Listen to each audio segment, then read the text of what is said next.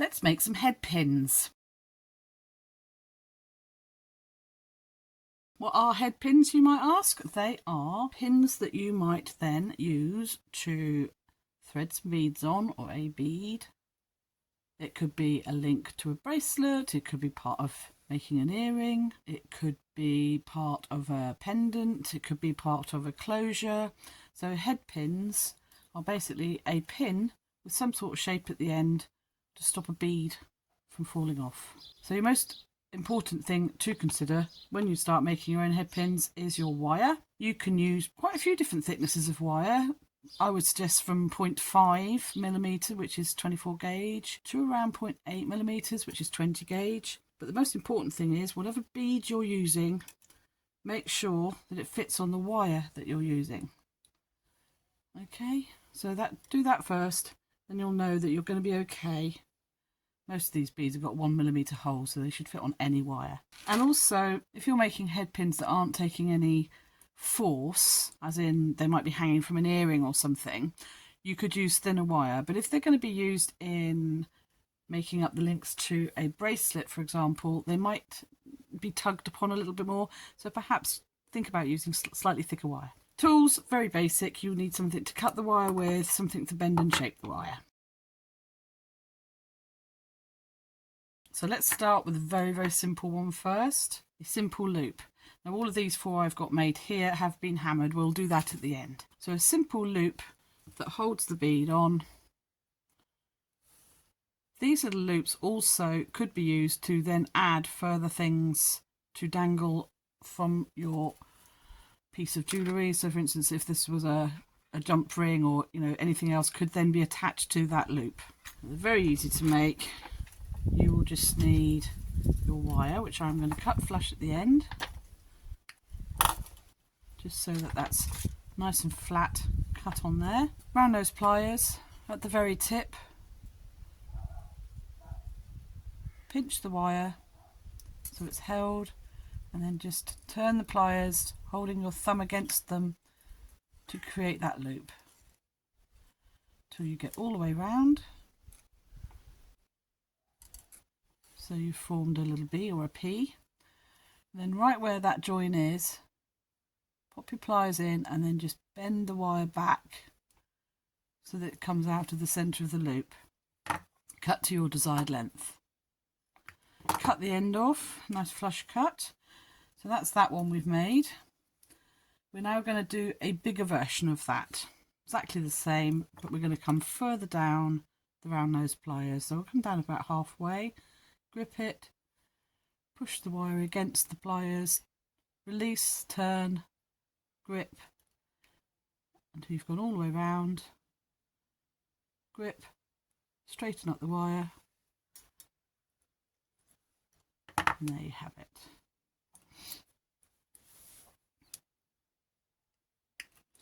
So that's that one. The next one we're going to make is, this one it's been tied off, so making it for a slightly stronger link. So if you're going to use this with bracelets, or it's going to be something that requires a little bit more strength, this is a good option. So exactly the same method, but we're going to start further down the wire. So we'll come down about 1.5 inches, 5-6 centimeters, something like that. And depending on how big you want your loop, choose your spot on the round nose pliers, grip, twist and turn until you've gone all the way round and form like a letter P or B or D, or whichever way around it is. And then you're going to keep your pliers in and just twist that round and round again. Probably 2 times is more than adequate, so you're twisting the shorter wire around the longer wire. And then you'll cut that off, so you don't really need that length. That is just to help you have enough there so that your fingers can hold onto the wire. And you're going to cut that off. There'll be a little bit sticking out, which is sharp, so use your chain nose pliers. What I'm going to do is just hold that still by holding the loop. Which way round is that? There we go, and then I'm just going to pinch that in ever so gently. It's very fine wire, so it's really easy to mould. There we go, a little bit more maybe. And I'll just show you that with a bead on.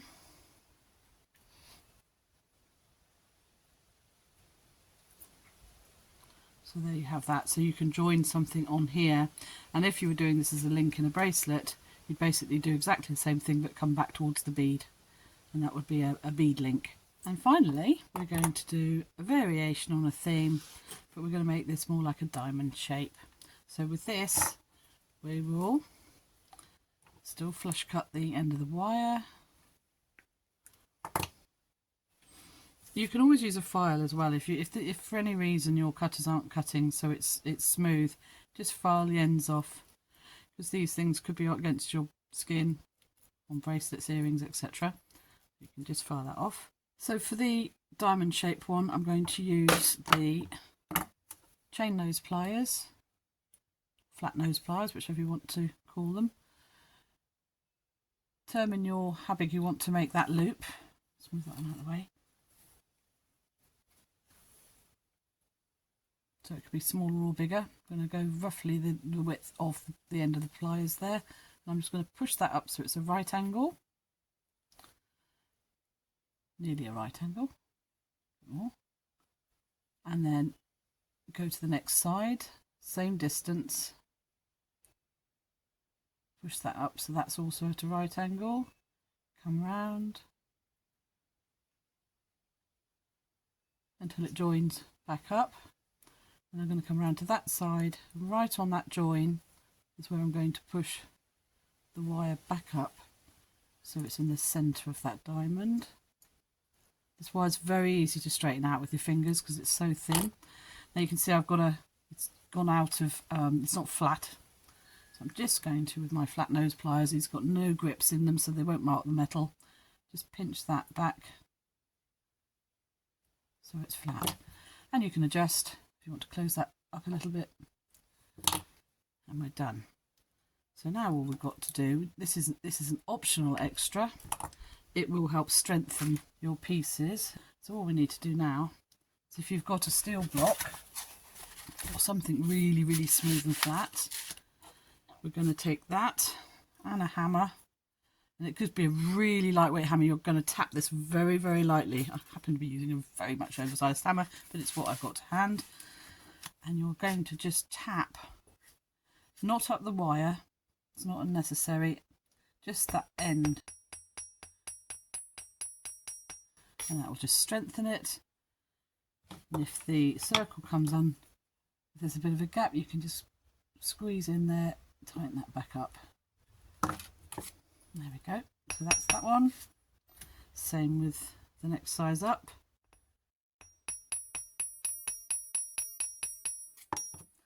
Hammering makes the wire a bit harder and a bit stronger. So where we've got that little loop, that's always a good idea. Just tighten that up.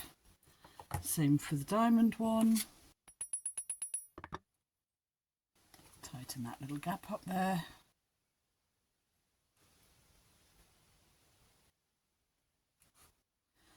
And for this one, because we've got a little bit of depth in there, and I'm just going to tidy that up there a little bit, squeeze that up. I'm going to come to the edge of the block and just hold it on the edge, because I just want to tap the circle, not the join, not the knot. And there you have it. So there's your first 4 head pins. These are the simple ones. In the next video, we're going to make slightly fancier ones.